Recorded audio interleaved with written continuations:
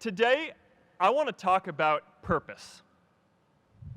But I'm not here to give you the standard commencement about finding your purpose. We're millennials. We try to do that instinctively. Instead, I'm here to tell you that finding your purpose isn't enough. The challenge for our generation is to create a world where everyone has a sense of purpose. One of my favorite stories is when JFK went to go visit the NASA Space Center, and he saw a janitor holding a broom, and he asked him what he was doing, and the janitor replied, "Mr. President, I'm helping put a man on the moon." Purpose is that feeling that you are a part of something bigger than yourself, that you are needed, and that you have something better ahead to work for. Purpose is what creates true happiness. I remember that night I launched Facebook from that little dorm in Kirkland House. I went to Noakes with my friend KX, and I remember telling him clearly that I was excited to help connect the Harvard community, but one day someone would connect the whole world. The thing is, it never even occurred to me that that someone might be us. We were just college kids. We didn't know anything about that. There were all these great big technology companies with all these resources, and I just assumed one of them would do it. But this idea was so clear to us that all people want to connect. So we just kept working on it, day after day after day. And I know that a lot of you are going to have your own stories just like this. A change in the world that seems so clear that you are sure someone else is going to do it. But they're not. You will. But it's not enough to have that purpose yourself. You also have to create a sense of purpose for others. And I found that out the hard way. You see, my hope was never to build a company. I wanted to have an impact.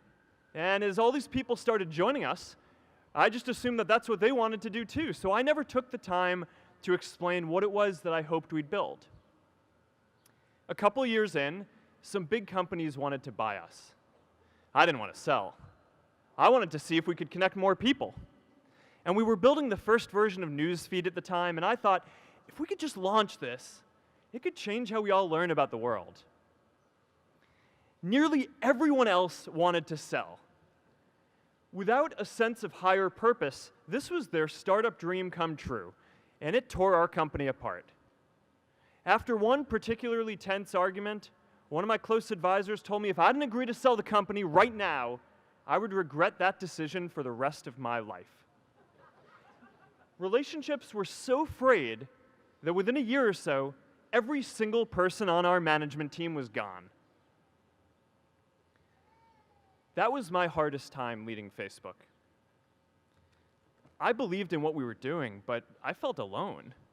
And worse, it was my fault. I wondered if I was just wrong, an imposter, a 22-year-old kid who had no idea how things actually worked. Every generation has its defining works. More than 300,000 people worked to put that man on the moon, including that janitor. Millions of volunteers immunized children around the world against polio, and millions of more people built the Hoover Dam and other great projects. And now it's our generation's turn to do great things. Now I know, maybe you're thinking, I don't know how to build a dam. I don't know how to get 1 million people involved in anything. Well, let me tell you a secret. No one does when they begin. Ideas don't come out fully formed. They only become clear as you work on them. You just have to get started. If I had to know everything about connecting people before I got started, I never would have built Facebook. Movies and pop culture just get this all wrong. The idea of a single eureka moment is a dangerous lie. It makes us feel inadequate because we feel like we haven't had ours yet. And it prevents people with seeds of good ideas from ever getting started in the first place. Oh, and you know what else movies get wrong about innovation? No one writes math formulas on glass, okay? All right? That's not a thing, okay? Be prepared to be misunderstood. Anyone working on a big vision is going to get called crazy, even if you end up right.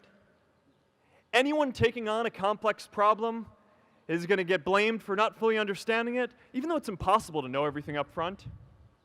Anyone taking initiative will always get criticized for moving too fast, because there's always someone who wants to slow you down.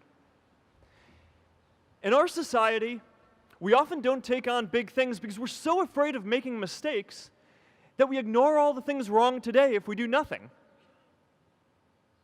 The reality is, anything we do today is going to have some issues in the future.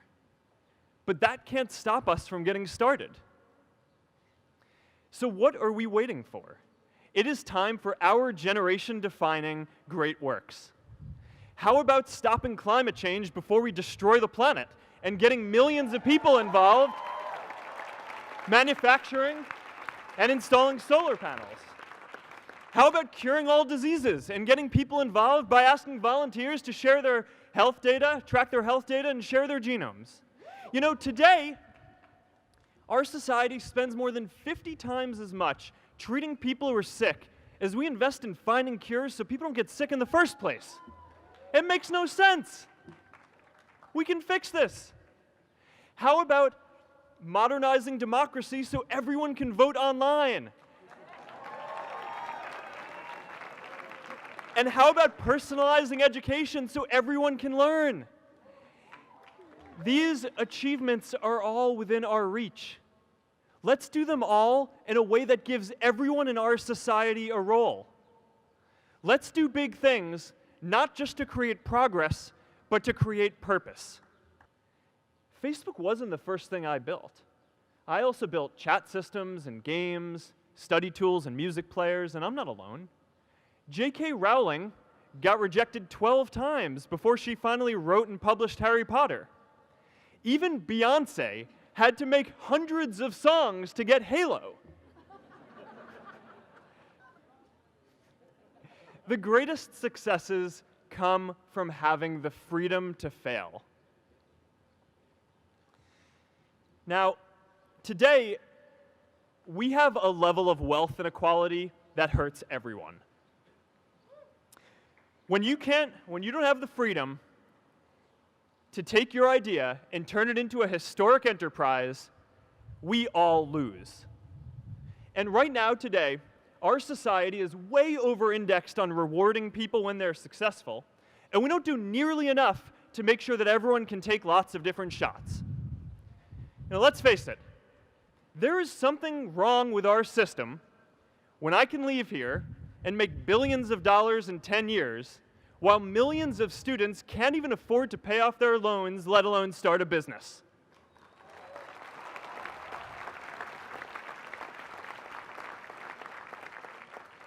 Look, I know a lot of entrepreneurs, and I don't know a single person who gave up on starting a business because they were worried they might not make enough money.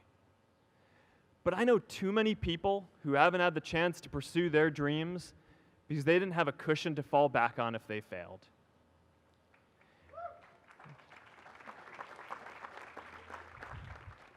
We all know you don't get successful just by having a good idea or working hard.